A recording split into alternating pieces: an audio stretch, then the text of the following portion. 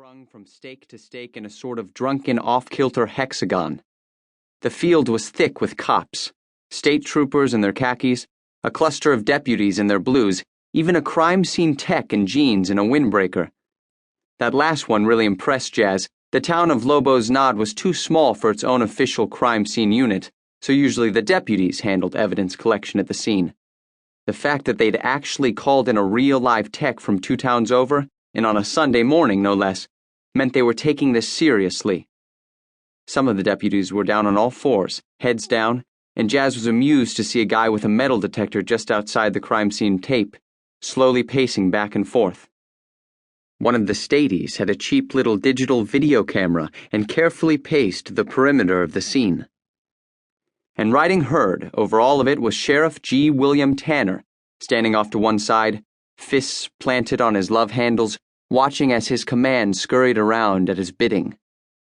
Jasper Jazz Dent wasn't about to let the cops see him. He belly-crawled the last 15 yards through underbrush and tall grass, patiently making his way to a good vantage point. This part of the old Harrison farm had once been endless rows of soybean plants. It was now nothing but old bent and broken stalks, weeds, cattails, and scrub. Perfect cover, really. From here, Jazz could make out the entirety of the crime scene, helpfully demarcated by the yellow tape. "What have we here?" Jazz murmured to himself as the videographer, about 10 feet from the body, suddenly shouted out. Jazz was far enough away that he couldn't make out the words, but he knew it was something significant because everyone immediately turned in that direction and another deputy rushed over. Jazz went for his binoculars. He owned 3 different pairs, each for different purposes, each a gift from his father, who had very specific reasons for giving them to his son. Jazz tried not to think about those reasons. For now, he was just happy that he'd brought this particular set of binocs. They were Steiner 8x30 binoculars, waterproof, rubberized grip, weighed just a tad over a pound. But their real selling point was the blue-tinted objective lenses, which reduced glare and reflection to almost nil. That meant the enemy, or, for example, a group of cops just 20 yards away, wouldn't catch a glimpse of the sun bouncing off the glass and haul you out of the woods. Dust and assorted leftover plant pollens tickled Jazz's nose, and he caught himself just before he sneezed. "When you're prospecting," dear old Dad had told him, "you gotta be real quiet, see? Most people have got little noisy habits they never think of. You can't do them things, Jasper. You have to be totally quiet. Dead quiet."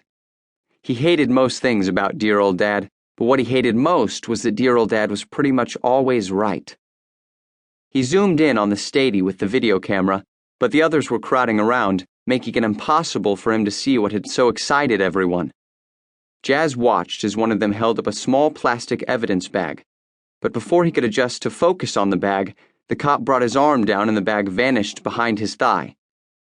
"Someone found some evidence," Jazz chanted under his breath, then bit his bottom lip. "Most of these guys, they want to get caught," dear old Dad had said on more than one occasion. "You understand what I'm saying?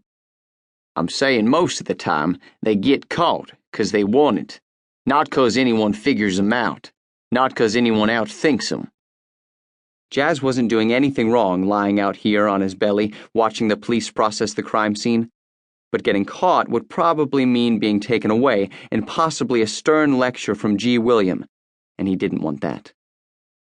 He'd been at home earlier that morning, his bedroom door shut tight against one of his grandmother's periodic rants. They'd been getting worse and more frequent, when the police scanner had soberly announced a code 2213. An abandoned body had been found. Jazz had grabbed his pack, already stocked with everything he needed for a stakeout, and climbed down the drain pipe outside his window. No point running into Grandma in the hallway and being delayed by her raving.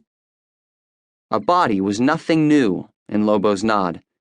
The last time bodies had turned up, Jazz's life had turned upside down, and it still hadn't righted itself.